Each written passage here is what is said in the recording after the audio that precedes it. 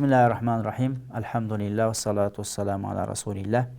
Mana өткөндө акыйдага киришүү болгон, өткөндө ошол бул китепти жазган устазыбыз, дамлабыз боюнча таанышып, анын эмгектери, андан кийин бабабыз Жусуп Баласагундун ошол Аллахты улуктоо туурасында айткан ырсаптары менен таанышканбыз. Демек биздин ата бабабыз мындан миңдеген жылдардан бери ушул Ахлу Сүннөт вал Жамаат акыйдасында болуп келгендиги ошол туурасында учкай таанышканбыз. Бүгүн болсо эми акыйдадагы негизи эле бардык илимдердеги аалымдар айтат экен 10 нерсе бар. Бардык илимде негизинен комплекстүү караганда 10 нерсе бар. Ошол 10 нерсе туурасында жалпы бир маалыматка ээ болсо, ошол илим боюнча ал адамдын түшүнүгү бар деп кабыл алабыз дейт экен да. Биринчиси эмне десе, инна мабадия кулли фаннин ашара, ар бир илимдин башаты ошол 10 нерседен турат. Ал-хад вал мавдуу сумма самара.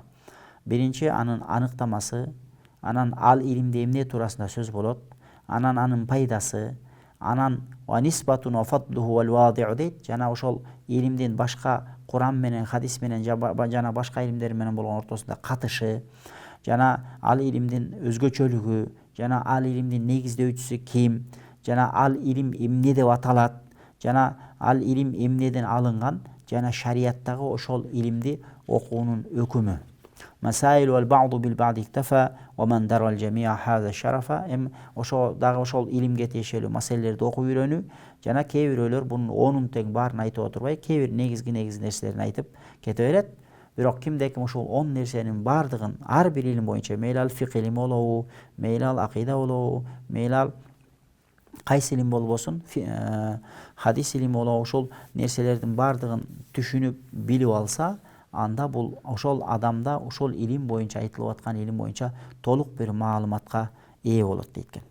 Эми биринчи маселебиз бизде акыйда илими, биз акыйдадан сабак баштап атабыз. Кудай буйрса мынакей могу китептен окуп баштайбыз. Бирок алдын ала киришүү катары биринчи акыйда илиминин аныктамасы. Ар бир илимге кирип атканда ар бир илимдин өзүнүн аныктамасы болот. Демек, бул жерде мындай дейт, акыйда илиминин аныктамасы туурасында көптөгөн аалымдардын аныктамалары бар. Мына ошолордун катарында бул жерде ошол жалпылай келтирген Ахлу Сүннөт вал Жамаат аалымдарынын тарифтерин. Мисалы имам Газалийдин, бул билесиздер, имам Газали Шафи мазхабтагы чоң аалым, олия киши болгон. Бул аалым минтип айткан экен да: Илмун ал-акидату илмун мақсуду хифзу акидат ахли сунна. Демек, акыйда илими деген ушундай бир илим, анын максаты, акыйда илимин үйрөнүүдө максат Ахлу Сүннөт вал Жамааттын акыйдасын сактап калуу, жана ар кандай бидатчылардын, адашкан акыйдалардын азырыктарынан коргоп калуу деп атат да. Демек, акыйда илиминин аныктамасы ушул экен. Акыйда илими ушундай бир илим, аны менен биз өзүбүздүн акыйдабызды үйрөнөбүз дагы, ошол эле кезде өзүбүздүн Ахлу Сүннөт вал Жамаат акыйдабызды ошо бидатчылардын туура эмес акыйдасынан коргоп калуу деп аныктама берди. Ибн Халдун деген ислам ааламында хижраттын 808-жылы өткөн чоң аалым болгон. Бунун тарих Ибн Халдун деп, Ибн Халдундун тарихи деген китеби бар. Бирок ошол китебинин башында мукаддимасы бар. Мукаддимат Ибн Халдун деп, бирок мукаддимат Ибн Халдунда ошол эч нерсе калган эмес экен да. Субханалла, Аллах Таала ушундай нерсе берген, көп нерсени баяндаган. Мына ошол Ибн Халдун ошол өзүнүн мукаддимасында акыйда туурасында эмне деген? Акыйда илими илмун ятадаммалул худжаж анил акаидил иманiyya бил адиллатил аклiyya ва радду алал мубтадиатил мунхарифина фил и'тиқад ан мазахибис салафи ва ахли сунна дейт. Акыйда деген эмне десе, акыйда илими ушундай илим экен.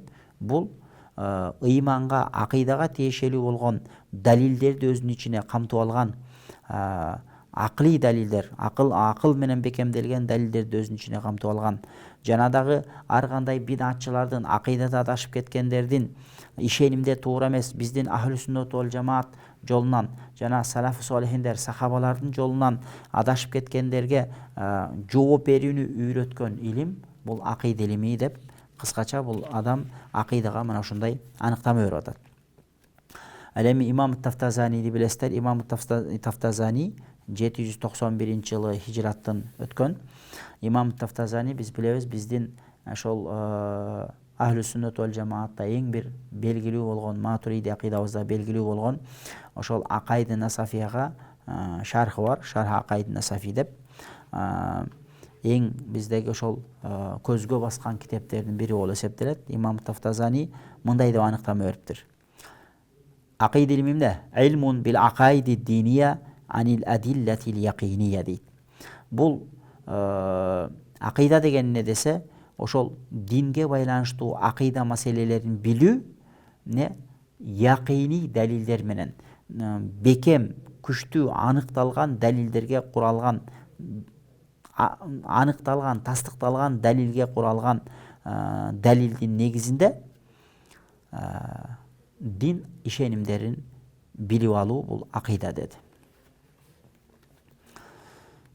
Ал эми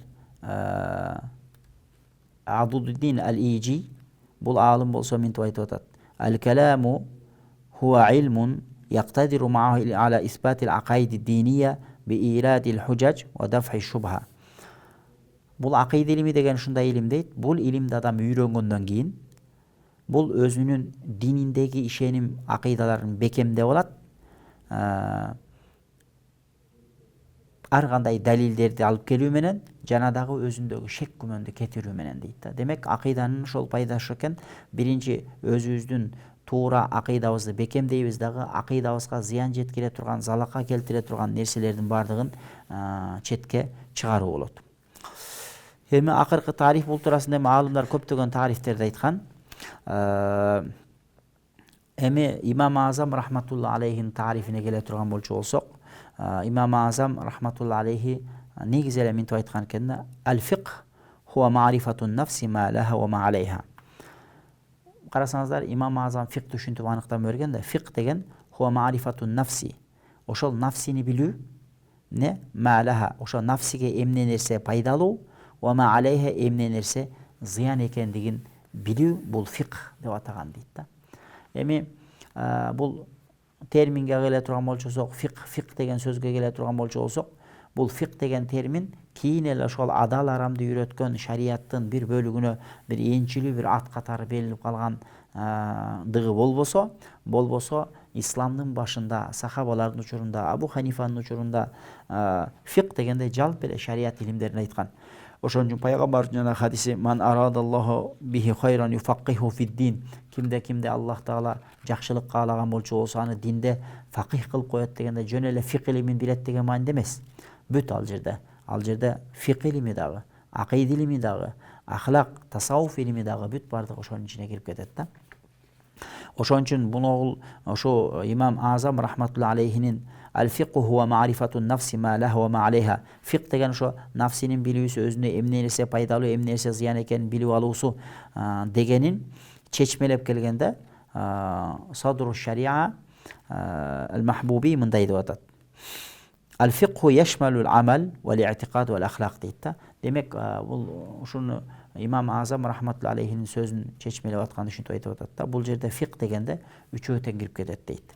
Амал дагы, фиқх амалга тиешелүү маселелер дагы, акыйдага тиешелүү маселелер дагы, ахлакка тиешелүү маселелер дагы. Демек Имам Азам рахматулла алейхи айтканда "Ал-фиқху ма'рифатун нафси ма лаха ва ма алейха." Фиқх деген бул адам билип алуусу эмнени, өзүнө эмне нерсе пайдалуу, эмне нерсе зыяндуу экенин билип алуу дегенде кайсы жаатта дегенде, фиқх жаатында дагы, акыйда жаатында дагы, тасаввуф, тазкия жаатында дагы ошол өзүнө эмне нерсе пайда зыян экенин билип алуу бул фиқх деп чечмелеген. Бул ошо биздин Садру шариа рахматулла алейхи мына ушинтип түшүндүрүп берген экен да. Ошондуктан көп китептерде аалымдар фиқх илимине келгенде "Ма'рифатун нафси ма лаха ва ма алейха амалан" деп коет.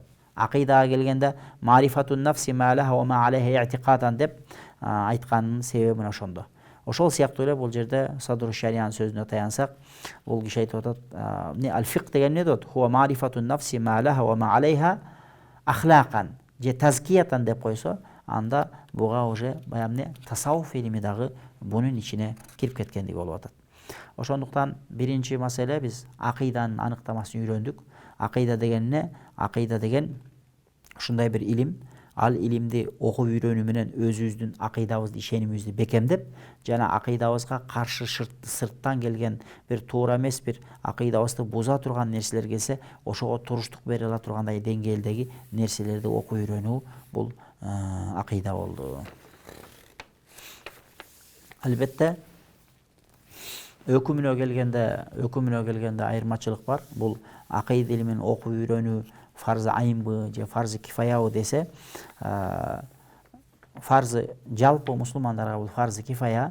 Демек, күчтүү аалымдар чыгып акыйда боюнча акыйданы коргоп, ислам акыйдасына, мусулмандардын акыйдасына ар кандай көз караштагы, ар кандай баягы пикирди, идеологияны алып жүргөн адамдар эгерде мусулмандарга ислам динине же Куран акыйдасына же пайгамбар акыйдасына кол сала турган болчу болсо, ошону коргоп ала тургандай деңгээлде күчтүү аалымдардын чыгышы бул албетте фарзы кифая болуп эсептелет.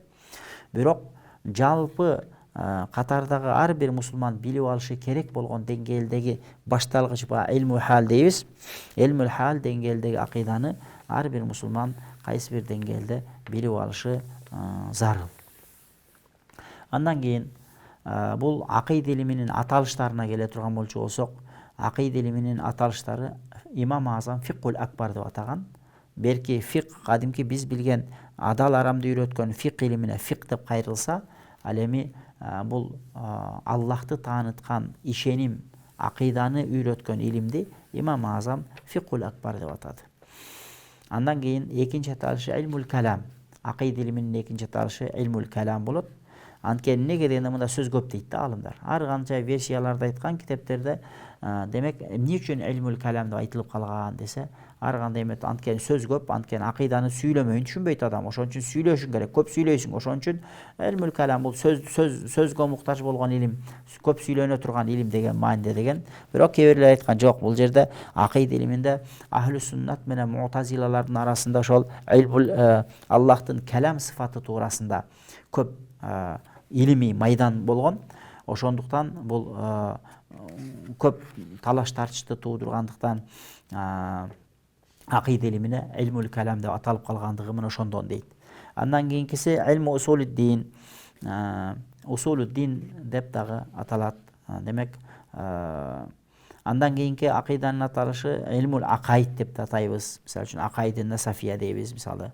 Илму таухид ва сифат деп ушуга окшогон акыйда илиминин башка аттары бар экен. Ушуларды биле жүрүшүбүз керек. Эгерде мисалы үчүн бирөө мисалы үчүн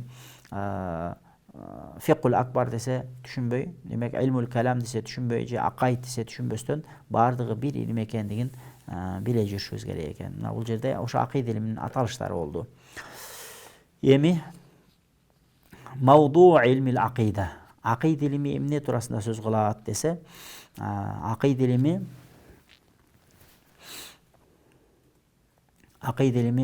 эмне туурасында десе, хуа затуллахи ва сифатуху дейт.